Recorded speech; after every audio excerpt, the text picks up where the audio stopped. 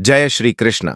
मित्रों, मनुष्य चाहे कितना भी प्रयास क्यों न कर ले, उसे अपने कर्मों का फल तो भोगना ही पड़ता है। वह कभी अपने कर्मों से बच नहीं सकता। दोस्तों, कर्म के पास न कागज है न किताब है, फिर भी सारे जगत का हिसाब है। ऐसा कहा जाता है कि जो कर्म हमने पहले किए हैं उनका फल हमें आज मिलता है, और जो आज करते हैं उसका फल हमें बाद में मिलेगा। तो ऐसी कोई व्यवस्था क्यों नहीं हुई कि जो हम कर्म आज करें उसका फल आज ही मिल जाए, ताकि दुनिया से सारे भ्रष्टाचार और जितने भी बुरे कर्म हैं वे सब मिट जाएं। कुछ कर्मों का फल तुरंत मिलता है और कुछ का फल कालांतर में। कैसे मिलता है, आइए इसे एक कहानी के माध्यम से समझते हैं। किसी नगर में सूरज नाम का एक आदमी रहता था। वह अपने व्यापार में नुकसान की वजह से पूरी तरह बर्बाद हो गया। उसके पास कुछ भी नहीं बचा। अब उसके पास केवल 5 स्वर्ण मुद्राएं बची थीं। उसने सोचा, अगर मैं इस नगर में रहूंगा तो मेरा कुछ नहीं होने वाला। यही सोचकर वह उन 5 स्वर्ण मुद्राओं को लेकर दूसरे नगर के लिए रवाना हो गया। जब वह दूसरे नगर के लिए जा रहा था तो उसे रास्ते में एक महात्मा मिले। वे महात्मा बहुत ज्ञानी थे। उनके ज्ञान की चर्चा चारों तरफ फैली हुई थी। युवक महात्मा के पास गया और बोला, महात्मा जी, आप कहां जा रहे हैं? महात्मा ने उत्तर दिया, मैं यहीं पास के नगर में जा रहा हूं। उस युवक ने सोचा, चलो अच्छा हुआ, साथ में मेरा भी सफर कट जाएगा। महात्मा ने उस युवक से पूछा, बच्चा, तुम कहां जा रहे हो? युवक बोला, महाराज, मैं पास के नगर में व्यापार करने के लिए जा रहा हूं। अब मेरे पास केवल 5 स्वर्ण मुद्राएं बची हैं। उन्हीं से मैं एक नया व्यापार शुरू करूंगा। इसके बाद उस युवक ने महात्मा को अपनी सारी कहानी सुनाई और फिर महात्मा के साथ साथ चलने लगा। थोड़ी दूर चलने के बाद उसे खामोशी महसूस होने लगी, क्योंकि महात्मा चुपचाप अपने मार्ग पर चले जा रहे थे। युवक ने कहा, महाराज, आप चुपचाप क्यों चल रहे हैं? इससे तो रास्ता बड़ा लंबा हो जाएगा।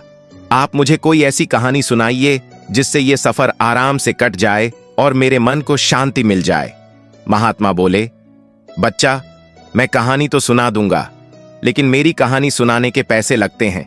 मैं एक कहानी सुनाने के बदले में एक स्वर्ण मुद्रा लेता हूं। महात्मा की बात सुनकर युवक ने सोचा, मेरे पास तो केवल 5 ही स्वर्ण मुद्राएं हैं, जिसमें से एक स्वर्ण मुद्रा देकर कहानी सुनने से क्या बुद्धिमानी होगी। लेकिन ये बड़े ज्ञानी हैं, हो सकता है इनकी कहानी सुनकर मुझे धन कमाने का कोई उपाय मिल जाए।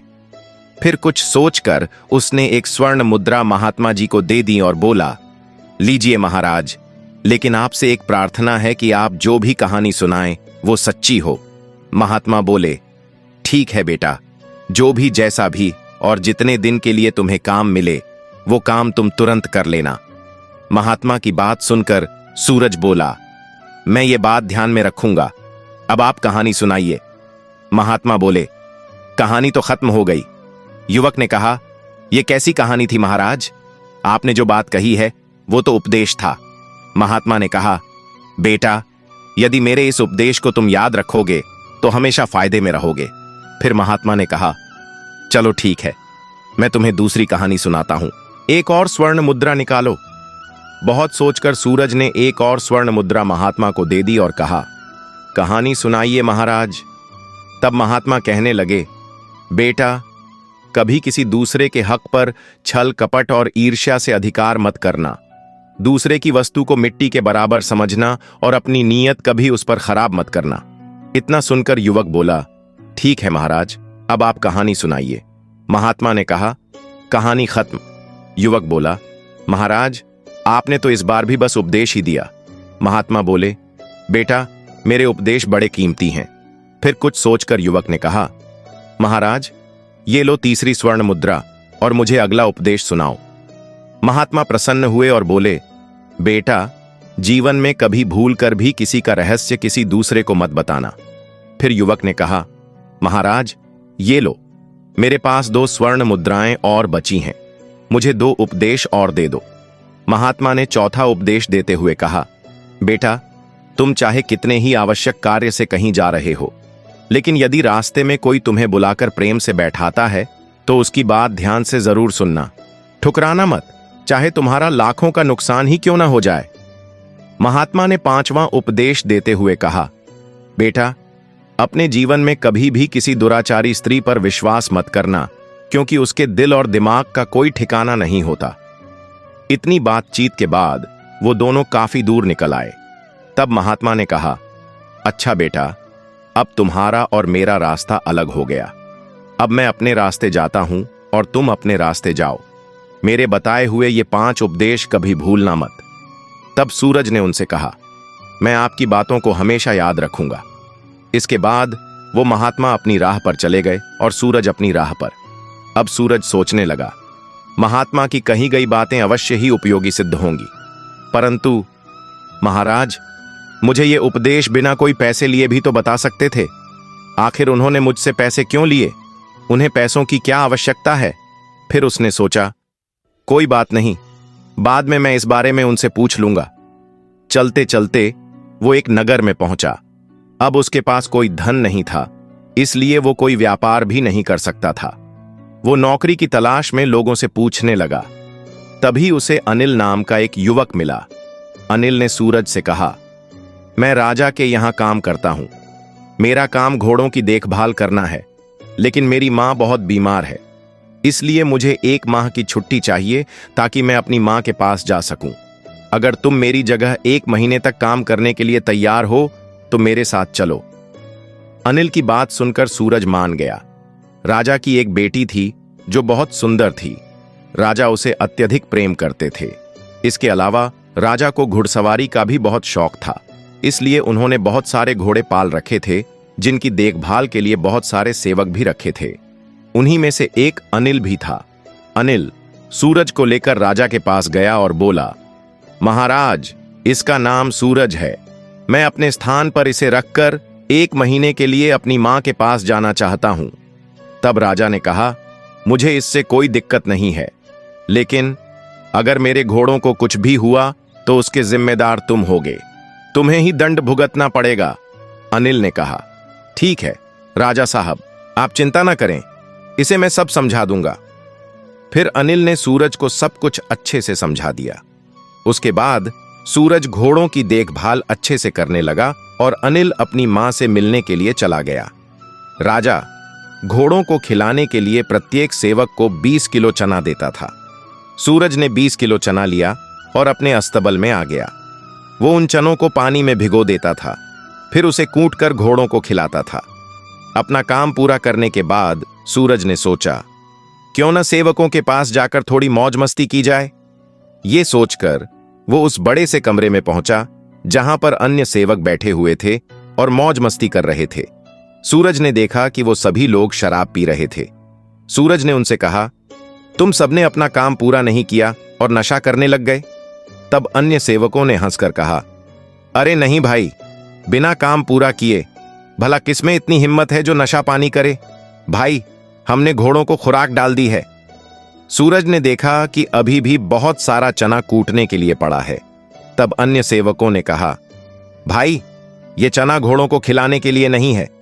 हमें रोजाना 20 किलो चना मिलता है, जिसमें से हम 5 किलो चना घोड़ों को खिला देते हैं और बाकी 15 किलो चना बाजार में बेचकर अपने नशे पानी का इंतजाम करते हैं। उनकी बातें सुनकर सूरज की आंखें आश्चर्य से फट गईं। सूरज बोला, ये तो राजा साहब के साथ धोखा हो रहा है, बेईमानी हो रही है।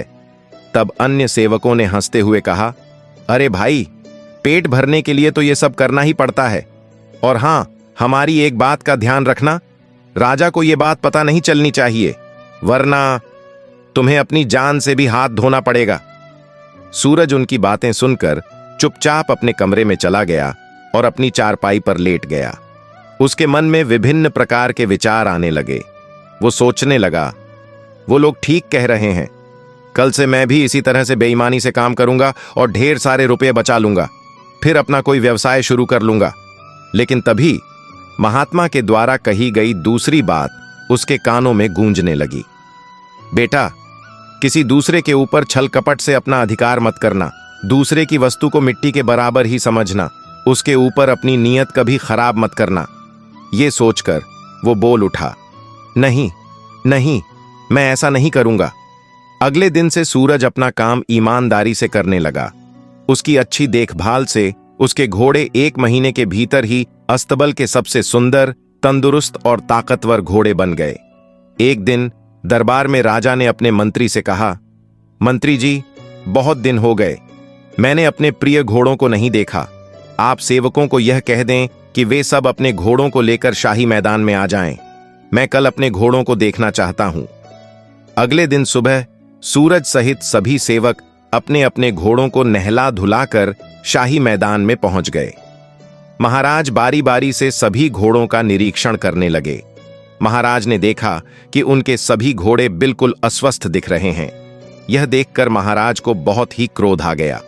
उन्होंने मंत्री से कहा, मंत्री जी, हमारे सारे घोड़े तो बहुत सुंदर और ताकतवर थे, ये इतने अस्वस्थ और बीमार कैसे हो गए? तभी मंत्री ने कहा, महाराज, मुझे लगता है सभी सेवकों ने इनकी देखभाल अच्छे से नहीं की। इसके बाद राजा आगे बढ़े तो उन्होंने देखा कि सूरज का घोड़ा ही सबसे स्वस्थ और तंदुरुस्त है। यह देखकर राजा की आंखों में चमक आ गई।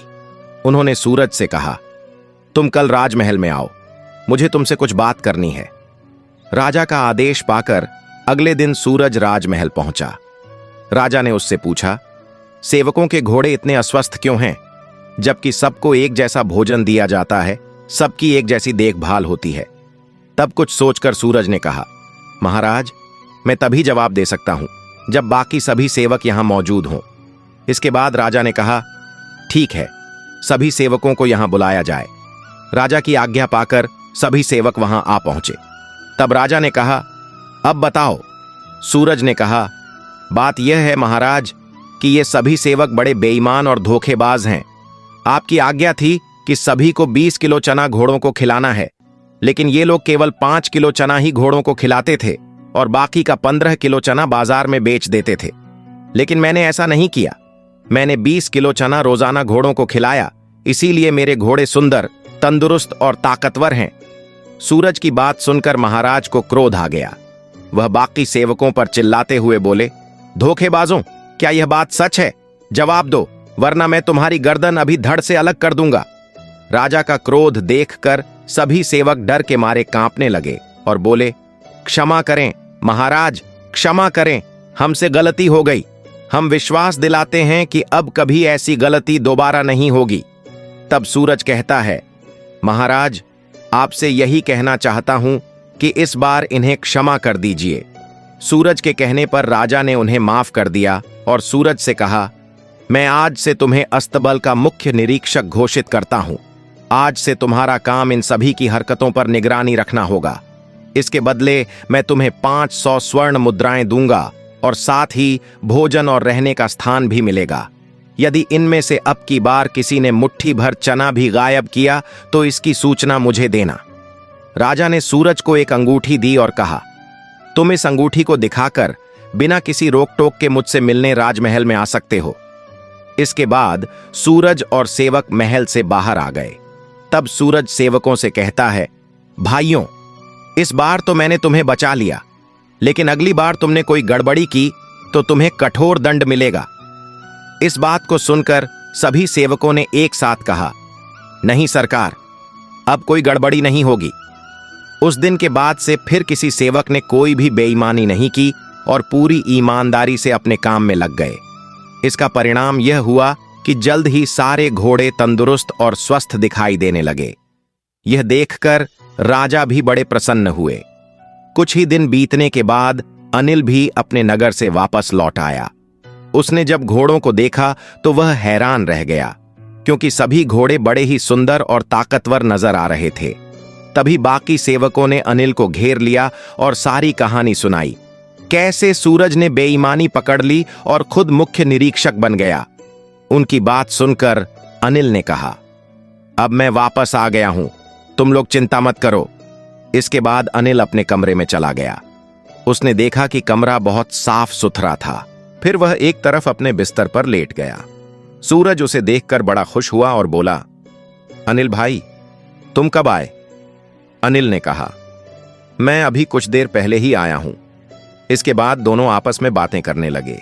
सूरज ने सारी घटना बताई जो अनिल पहले से ही जान चुका था। इसके बाद दोनों ने भोजन किया और अपने अपने बिस्तर पर लेट गए। अनिल को नींद नहीं आ रही थी, बिजली कड़क रही थी। इधर राजकुमारी को भी नींद नहीं आ रही थी। वह अपने कमरे में इधर उधर घूम रही थी।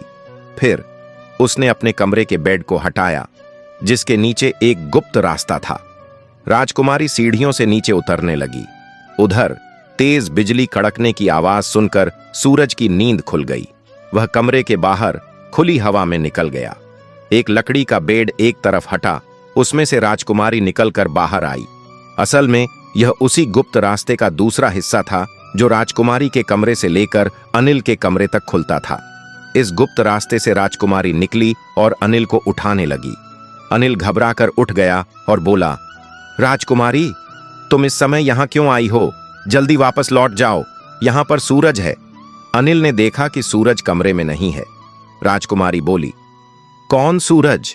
अनिल ने राजकुमारी को सूरज के बारे में सब बता दिया। असल बात यह थी कि अनिल और राजकुमारी का प्रेम प्रसंग चल रहा था। इसके बारे में किसी को कोई सूचना नहीं थी। राजकुमारी ने कहा, तुम चिंता मत करो अनिल, मेरे रहते हुए तुम्हें कोई नीचा नहीं दिखा सकता। तुम कल सुबह देखना मैं उसे कैसे मजा चखाती हूं। इधर जब सूरज कमरे में वापस लौटा तो कमरे के भीतर से आवाजें आ रही थीं। आवाज सुनकर वह हैरान रह गया और अपने कमरे के बाहर खड़ा होकर सोचने लगा, इतनी रात में अनिल किस स्त्री से बातें कर रहा है? दरवाजा बंद था, इसलिए सूरज ने भीतर की तरफ झांका। राजकुमारी को देखकर वह हैरान रह गया और सोचने लगा, हे भगवान, यह मैं क्या देख रहा हूं? राजकुमारी सेवक अनिल के साथ? यह अनिल तो महाराज की पगड़ी उछालना चाहता है। मुझे इसी समय महाराज को यह खबर बता देनी चाहिए। तभी उसके कानों में महात्मा की कही गई बात गूंजने लगी, बेटा सूरज, किसी का रहस्य किसी दूसरे को मत बताना, वरना खुद ही मुसीबत में फंस जाओगे। यही सोचकर वह कमरे के बाहर ही छुपकर राजकुमारी के जाने का इंतजार करने लगा। अनिल ने राजकुमारी से कहा, वो सूरज किसी भी समय आ सकता है, तुम वापस महल लौट जाओ। इसके बाद राजकुमारी उसी गुप्त रास्ते से अपने कमरे में लौट गई। इसके बाद अनिल चुपचाप अपने बिस्तर पर लेट गया।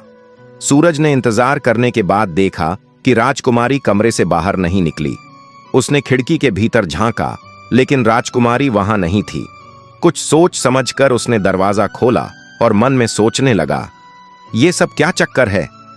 फिर वह चुपचाप अपनी चारपाई पर लेट गया और सोचने लगा, इस कमरे में कोई गुप्त मार्ग है जहां से राजकुमारी आई और चली गई। कल सुबह मैं इसका पता लगाऊंगा। दूसरी तरफ राजकुमारी अपने कमरे में पहुंच गई और वहां पहुंचते ही जोर जोर से चिल्लाने लगी, बचाओ बचाओ, मुझे बचाओ। राजकुमारी की चीख पुकार सुनकर राजा दौड़े दौड़े आए और बोले, क्या हुआ बेटी? राजकुमारी ने आंसू बहाते हुए कहा, पिताजी, आपके अस्तबल का मुख्य निरीक्षक अभी अभी मेरे कमरे में आया था। वो मेरी इज्जत लूटना चाहता था, लेकिन जब मैं चीखने लगी तो वह खिड़की कूदकर भाग गया। राजकुमारी की बात सुनकर राजा बहुत क्रोधित हुआ और बोला, उसकी इतनी हिम्मत, उसने मेरी ही बेटी के साथ ऐसा गलत दुर्व्यवहार किया, उसे कठोर दंड दिया जाएगा। फिर राजकुमारी ने कहा, पिताजी, कठोर दंड से काम नहीं चलेगा, मुझे उसका सर चाहिए, वरना मैं भोजन नहीं करूंगी। राजा ने कहा, बेटी, तुम्हारी इच्छा अवश्य पूरी होगी। राजकुमारी ने सोचा, मेरी इच्छा तो बड़ी जल्दी पूरी हो गई, अब मेरे और अनिल के बीच का कांटा समाप्त हो जाएगा। इसके बाद राजकुमारी आराम से अपने कमरे में लेट गई। उधर राजा को नींद नहीं आ रही थी। वह विचार कर रहा था, कल सुबह मैं सूरज को दंड दूंगा, लेकिन जब गांव के लोग मुझसे पूछेंगे कि मैं सूरज को दंड क्यों दे रहा हूं, तब मैं क्या जवाब दूंगा? अगर मैं सच कहूंगा तो मेरी बदनामी होगी।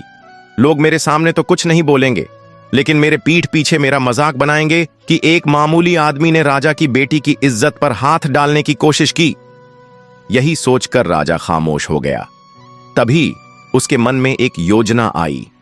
मैं गुप्त तरीके से सूरज को मरवा देता हूं, किसी को पता भी नहीं चलेगा और मेरा काम भी हो जाएगा। इसके बाद सुबह होते ही राजा नसीम कसाई के पास गया और बोला, नसीम, तुम्हें मेरा एक काम करना है। नसीम ने सिर झुकाकर कहा, आज्ञा करो महाराज। राजा ने कहा, तुम्हें एक व्यक्ति का सिर काटना है। यह सुनकर नसीम बोला, नहीं राजा साहब, मैं ऐसा नहीं कर सकता।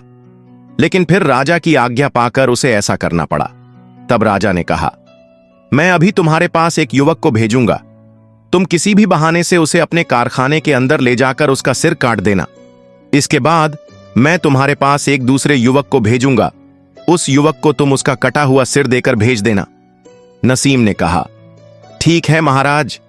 इसके बाद महाराज अपने महल वापस लौट आए और सूरज से कहा, सूरज, इसी वक्त नसीम कसाई के कारखाने जाओ। वहां पर तुम्हें वह जो भी चीज दे उसे लेकर मेरे पास आओ। राजा का आदेश पाते ही सूरज सोचने लगा, कसाई से क्या काम हो सकता है। लेकिन फिर उसने सोचा, मुझे क्या, मुझे तो अपना काम करना है।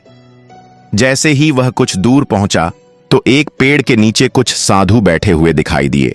वे आपस में धर्म उपदेश पर चर्चा कर रहे थे। सूरज जाकर खड़ा हो गया। तभी एक साधु ने कहा, बच्चा, खड़े क्यों हो, हमारे पास बैठ जाओ और कुछ देर तक उपदेशों का आनंद लो। तब सूरज बोला, गुरुदेव, मैं किसी जरूरी काम से जा रहा हूं, इसलिए रुक नहीं सकता। लेकिन जैसे ही उसने आगे कदम बढ़ाया, उसके कानों में महात्मा द्वारा कही गई बात गूंजने लगी, बेटा, तुम किसी आवश्यक कार्य से ही क्यों न जा रहे हो, लेकिन यदि मार्ग में तुम्हें कोई प्रेम से बोले तो बैठकर उसकी बात अवश्य सुनना। उसकी बात ठुकराना नहीं, चाहे तुम्हारा लाखों का ही नुकसान क्यों ना हो रहा हो। ये विचार आते ही सूरज साधुओं के बीच बैठ गया और उनके द्वारा दिए जाने वाले उपदेश सुनने लगा। उधर राजा सोचने लगा, नसीम कसाई के पास सूरज का सिर लेने के लिए किसको भेजूं। तभी राजा की दृष्टि अनिल पर पड़ी। उन्होंने अनिल को बुलाया और कहा, अनिल, तुम इसी वक्त नसीम कसाई के कारखाने में जाओ और जो भी चीज वह तुम्हें दे उसे लेकर मेरे पास आओ। इसके बाद अनिल राजा की आज्ञा पाकर तुरंत नसीम कसाई के पास पहुंच गया। उधर नसीम कसाई को लगा कि यही वह व्यक्ति है जिसका मुझे सिर काटना है। इसके बाद नसीम कसाई उसे चुपचाप अंदर ले गया और उससे कहा, तुम्हारे पीछे जो बक्सा रखा है उसमें एक पोटली है, उसे निकाल दो। जैसे ही अनिल पीछे पलटा, नसीम ने अपनी तेज धारदार तलवार से उसकी गर्दन काट दी। उस गर्दन को कपड़े में लपेट कर रख दिया और उसके धड़ को कहीं और छुपा दिया। इसके बाद जब उपदेश खत्म हुआ तो सूरज कसाई के पास गया और बोला, महाराज ने कुछ सामान लाने के लिए कहा है, वह मुझे दे दो। नसीम कसाई ने सोचा, यही वह दूसरा व्यक्ति है जिसको मुझे कटा हुआ सिर देना है। नसीम कसाई ने सूरज को वह कटा हुआ सिर दे दिया और कहा, इसको ले जाकर महाराज को दे देना। सूरज कटे हुए सिर को लेकर महाराज के पास पहुंचा। जैसे ही महाराज और राजकुमारी ने सूरज को देखा, वे दंग रह गए। सूरज ने कहा, महाराज, आपने मुझे नसीम कसाई के पास भेजा था, लेकिन मैं रास्ते में किसी वजह से लेट हो गया, इसलिए मुझे आने में थोड़ा समय लग गया। सूरज की बात सुनकर राजा को समझते देर नहीं लगी कि सूरज की जगह अनिल कसाई के पास पहले पहुंच गया। इसके बाद राजा ने कहा, तुम्हारे हाथ में क्या है? सूरज बोला, खोल कर दिखाता हूं महाराज। जैसे ही सूरज ने थैला खोला, उसमें अनिल का सिर था। यह देखकर राजकुमारी जोर जोर से रोने लगी और कहने लगी, मेरे प्रिय, तुम मुझे छोड़कर क्यों चले गए? मुझे क्या पता था कि मेरी चाल तुम्हारी ही जान ले लेगी। यह सुनकर राजा ने कहा, बेटी, तुम ये क्या कह रही हो? तब राजकुमारी ने कहा, पिताजी, मुझे माफ कर दीजिए, यह सब मेरे ही कर्मों का नतीजा है। मैं सूरज को मरवाना चाहती थी। फिर उसने पूरी बात राजा को बता दी। दोस्तों, इसलिए कभी भी किसी के लिए बुरा मत सोचो, क्योंकि आप किसी के लिए बुरा सोचोगे तो सबसे पहले आपके साथ ही बुरा होगा। हम दूसरों का बुरा चाहकर अपना भला कभी नहीं कर सकते। अगर यह कहानी आपको अच्छी लगी हो तो वीडियो को लाइक करें, हमारे चैनल को सब्सक्राइब करें और कमेंट में जय श्री राधे कृष्णा लिखना ना भूलें।